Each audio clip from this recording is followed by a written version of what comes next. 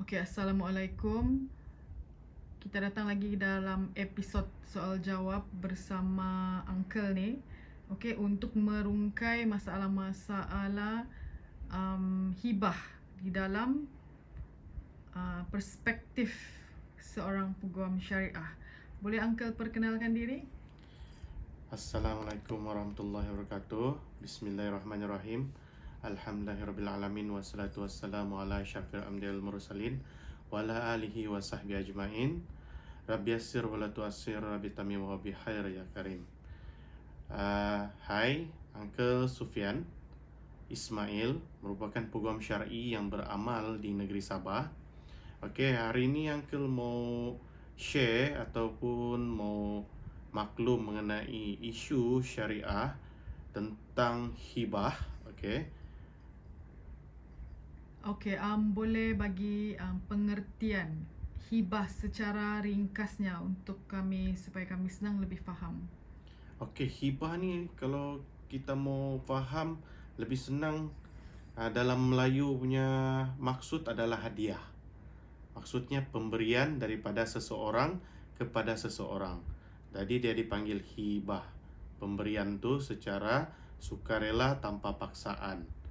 Jadi hibah ni dia membezakan di antara harta pusaka maupun harta hibah ataupun harta wasiat. Jadi di dalam undang-undang syariah tu kita ada kategori harta pusaka, ada kategori harta hibah, ada kategori harta wasiat. Okey Uncle, saya mau tanya sebab saya ada dapat beberapa persoalan ni. Ada soalan yang ada saya terbaca di artikel dalam Uncle punya page ni. Dia cakap bila ada hanya anak perempuan akan ada masalah sedikit bila berlakunya kematian dan tiada hibah. Boleh Uncle explainkan ni supaya kami faham? Okey, Uncle selalu beritahu di dalam Uncle punya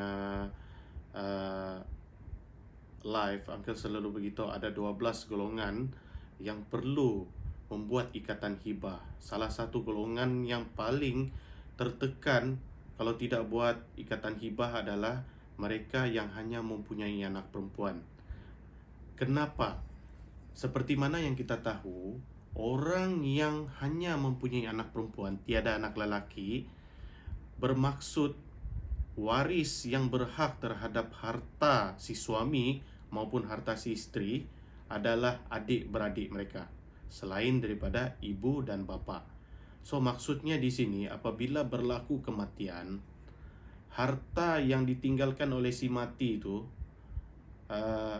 pihak adik-beradik si mati itu ada hak terhadap harta tersebut yang merupakan harta pusaka dan mereka ada portion di dalam pembahagian faraid. Biasanya dalam kes ini akan menyulitkan kepada balu si mati dan anak si mati. Kalaulah dorang jumpa ipar dua ini yang bertanggungjawab, tidak apa. Tapi selalunya mereka hanya berhajat kepada harta pusaka tanpa prihatin terhadap kebajikan anak buah mereka maupun ipar mereka. Itulah sebab perlunya ikatan hibah terhadap mereka yang tidak mempunyai anak lelaki. Bayangkan kalau kamu tidak buat ikatan hibah, rumah yang kamu beli berkemungkinan besar Uncle boleh cakap 80% terpaksa kamu jual disebabkan kamu tidak mampu untuk membayar bahagian faraid terhadap ipar-ipar kamu. Jadi adakah kamu mahu isteri kamu tidak mempunyai rumah disebabkan oleh kecuaian kita semasa hidup dengan tidak membuat satu ikatan hibah? Okey Uncle, jadi maksud dia contohlah kan macam gini, macam makcik ni, makcik Maria lah nama dia, okey. Okey. Makcik Maria ni dia ada 5 orang anak perempuan. Adakah yang saya faham ni portion rumah ni jika tiada hibah dia akan jatuh juga ke adik-beradik arwah suami. Betul. Seperti mana yang tadi Uncle explain, apabila tiada anak lelaki, portion untuk harta pusaka tu akan jatuh juga kepada adik-beradik si mati, selain daripada bapa mentua dan ibu mertua lah.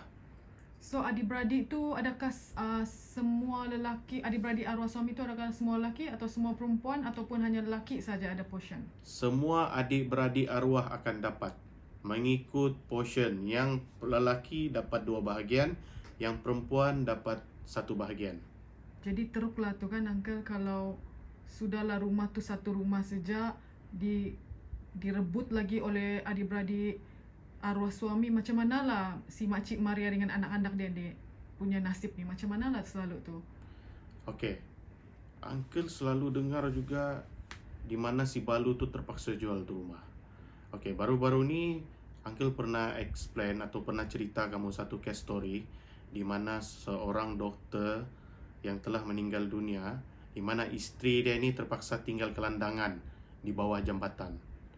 Jadi yang baru-baru ni Uncle punya prospek klien ada memaklumkan cerita yang lebih kurang sama, cuma belum sampai tahap lagi mau pergi tinggal bawah jambatan. Sekarang ni setakat menyewa rumah, di mana melibatkan seorang anggota polis, di mana anggota polis yang berpangkat inspektor ni telah pun meninggal dunia. Sekarang ni dalam proses pembahagian harta pusaka. Walaupun sudah dalam proses, ipar duai dia telah pun mengambil beberapa harta, contohnya macam kereta. Jadi ini belum lagi dibahagi harta pusaka, baru meninggal sudah kereta arwah ni telah diambil. Dan rumah tu pun telah dituntut untuk pembahagian harta pusaka. Yang saya dengar tadi, di mana Balu ni terpaksa sudah menyewa rumah sebab telah di-warning oleh ipar duai. Dia cakap dorang pun ada hak terhadap rumah tersebut. Dan siap bagi tahu lagi, hak isteri cuma 1/8. Okey, Uncle, sebenarnya bukan saja pegawai polis lah yang akan ada kesan seperti ini, semua orang pun kan. Betul. Kalau tidak buat hibah semasa dia masih hidup, betul? Betul. Jadi bagaimana seterusnya yang kes yang tadi Uncle cakap tu, bagaimana Uncle rasa dia boleh ubah sekiranya dia masih hidup, dia buat hibah? Adakah benda ni akan berubah? Okey. Uncle bagi satu situasi. Contohlah yang Uncle cerita tadi tu, dia ada membuat ikatan hibah semasa dia hidup. Apabila dia membuat satu ikatan hibah, maka apabila dia sudah meninggal dunia, mana ikatan hibah yang telah dia buat, harta hibah itu tidak akan dijadikan harta pusaka. Contoh, dia ada beli rumah, dia ada beli kereta. Sewaktu dia hidup, dia terus jumpa Uncle. Lepas tu dia buat satu ikatan hibah di mana dia beritahu, okey, dalam ikatan hibah ni saya menghadiahkan rumah yang telah saya beli ini kepada isteri dan anak-anak saya nanti semasa saya meninggal dunia. Dan kereta ini saya hadiahkan kepada isteri saya. Jadi apabila ikatan hibah ini telah pun dimeterai, okey, maksudnya apabila berlaku kematian si suami, 2 aset yang telah dihibahkan itu tidak akan menjadi harta pusaka. Di mana harta pusaka yang akan difaraidkan adalah harta lain. Mungkin ada sisa baki gaji dalam akaun arwah, mungkin arwah ada buat simpanan sikit yang tidak dihibahkan di dalam faraid itu sahaja yang akan difaraidkan di dalam harta pusaka. Tapi aset yang telah dihibahkan dalam ikatan hibah itu, macam yang Uncle bagi contoh dia hibahkan sebuah rumah taman bla bla bla nombor berapa ini, hibahkan kepada anak dan isteri. Kereta, contoh kereta Wira atau Proton X70 ini saya hibahkan kepada isteri saya, maka 2 aset ini tidak akan menjadi harta pusaka. Bayangkanlah kamu meninggal dunia, alhamdulillah isteri masih boleh tinggal di rumah tersebut. Kereta tu pun isteri masih boleh pakai untuk hantar anak pergi sekolah, untuk berurusan hantar pergi hospital, Bayangkan yang macam Uncle cakap tadi itu, yang melibatkan anggota polis. Kereta pun kena ambil, rumah pun kena suruh keluar disebabkan dalam proses kunon di Mahkamah Syariah untuk dijual, untuk dibahagi-bahagikan. Belum lagi selesai, dorang sudah jadi hakim. Hakim belum pun tentukan mau jual ke tidak. Dorang sudah pandai-pandai jadi hakim, memandangkan dorang beritahu isteri cuma ada portion 1/8, dorang lagi besar. Inilah masalah yang berlaku. Okey, Uncle mau bagi advice bagi siapa-siapa yang sama insiden seperti mana yang Uncle cerita ni, di mana ipar dua dia berhabis mau ambil harta pusaka terhadap mereka yang tidak mempunyai anak lelaki ni. Jika anak itu di bawah 18 tahun ataupun di bawah 20 tahun, 24 tahun tapi masih menuntut belajar, orang cakap di universiti, Uncle mau beritahu, sebelum ipar dua kamu menuntut harta pusaka, pastikan dahulu kamu membuat satu tuntutan harta sepencarian. Jangan dulu terima, buat bantahan dulu terhadap pembagian harta pusaka. Maklum kepada mahkamah bahawa harta sepencarian belum pun difailkan. So bagi yang balu-balu ni, pastikan kamu mendapat hak kamu dengan kamu mengambil seorang peguam. Jangan, tolonglah ambil peguam supaya peguam dapat brief kamu untuk memberi maklumkan kepada kamu apa hak kamu sebagai seorang isteri. Maksudnya di sini Uncle mau bagi tips, sebelum pembagian harta pusaka, buat dahulu harta sepencarian. Okey, Uncle. Kalau ada yang saya dengar, dia cakap dia sudah buat perjanjian kampung-kampung lah. Konon macam bagi hadiah lah, tapi tidak melalui peguam. Itu valid ke tidak tu? Sebenarnya perkara ni perlukan pembuktian yang jelas di mahkamah, di mana sewaktu membuat ikatan hibah, dalam ikatan hibah tu kita perlu cukup rukun hibah. Okey, apabila tidak cukup rukun hibah, maka perjanjian-perjanjian itu selalunya akan tewas di mahkamah disebabkan rukun hibah tidak lengkap dan saksi pun tidak cukup terhadap hibah yang berlaku. Jadi Uncle saran, jumpalah peguam syariah untuk membuat ikatan hibah mengikut undang-undang syariah dan mengikut hukum syarak, supaya ikatan hibah ini dapat diguna pakai di mahkamah syariah. Oh ya, yang tadi tu Uncle mau bagi tips lagi kepada ipar duai yang tamak terhadap harta pusaka. Sepatutnya balu tadi tu boleh menuntut nafkah anak terhadap mereka yang menuntut harta pusaka.